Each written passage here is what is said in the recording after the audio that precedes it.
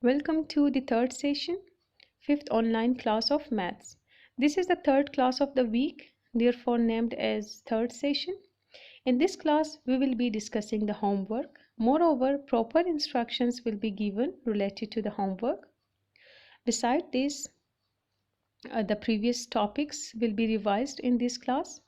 From now onwards, the final class of every week will be kept for revision of the previous topics of the week. Moreover, you can come up with your questions, with your problems that you faced during the week while solving the questions and the exercises. In addition, you will be given additional support in this class.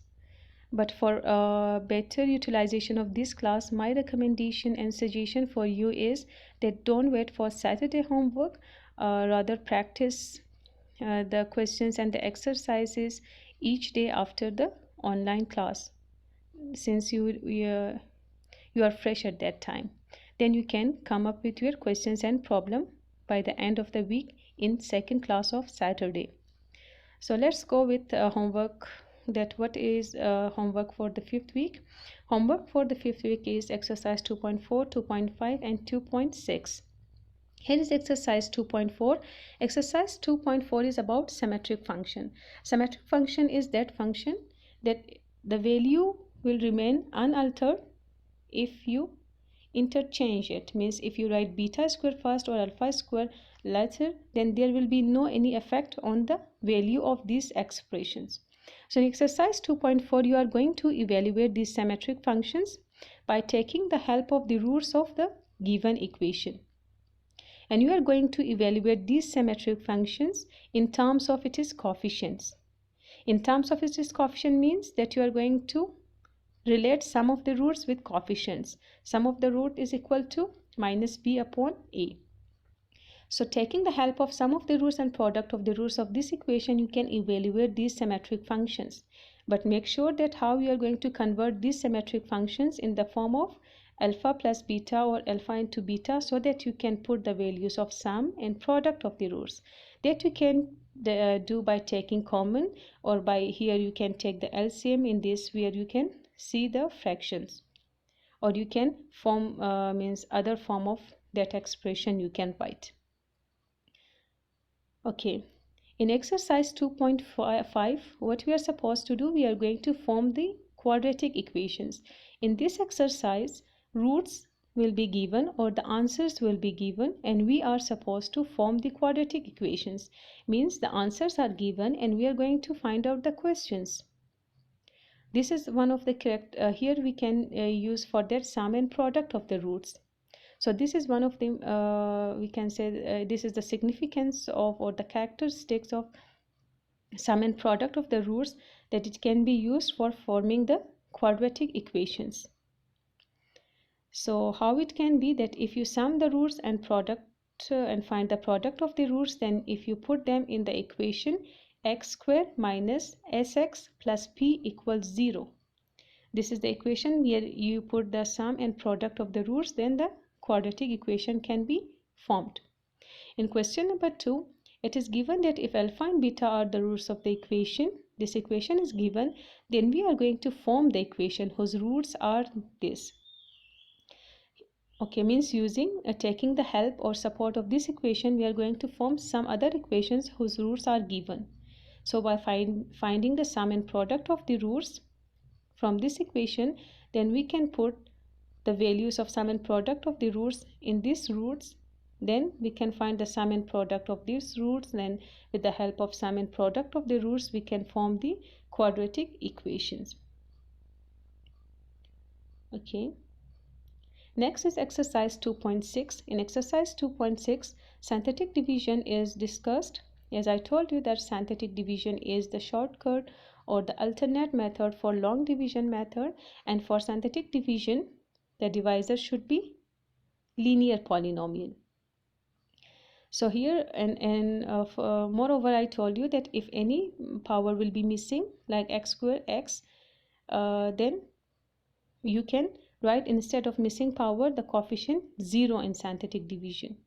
Like here you can see x cube, then after x cube x square comes, but x square is missing, so you write the coefficient of x square as 0, that there exists no x square.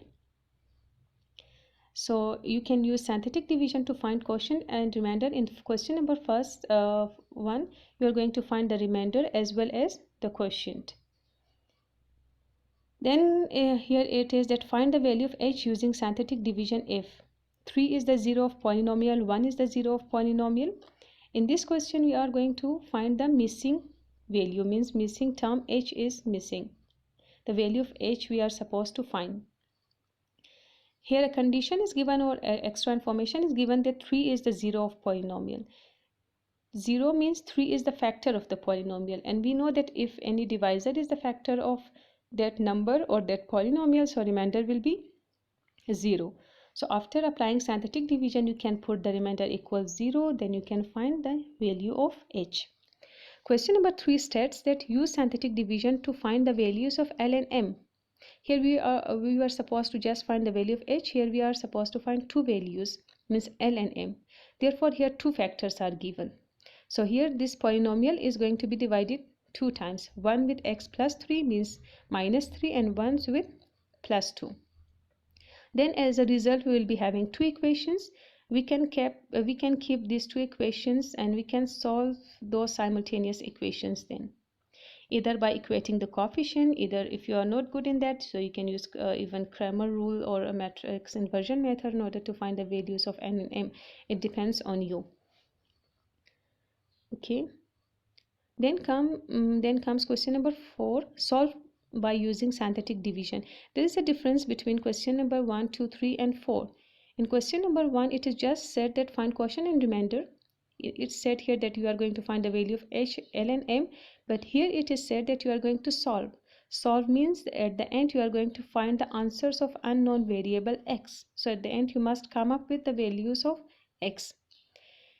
This is also one of the characteristics of synthetic division, that synthetic division is useful for finding the other roots when one root is given.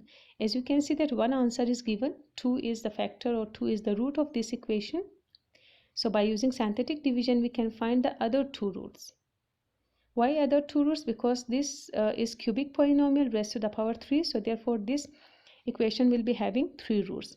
So when we will divide this by using synthetic division, then we will get the depressed equation. Then when that depressed equation is solved by factorization, then we will get the other two roots. Here is again the same concept is used, but here we have the two factors and other two roots we are supposed to find here, because here the variable is raised to the power 4. So we are going to apply synthetic division twice here. Then the depressed equation will be in quadratic form. Then by factorization we can find the other two roots. Here we are done with the homework and a brief revision of this all exercises. Now if you have any question, then you can come up with your questions.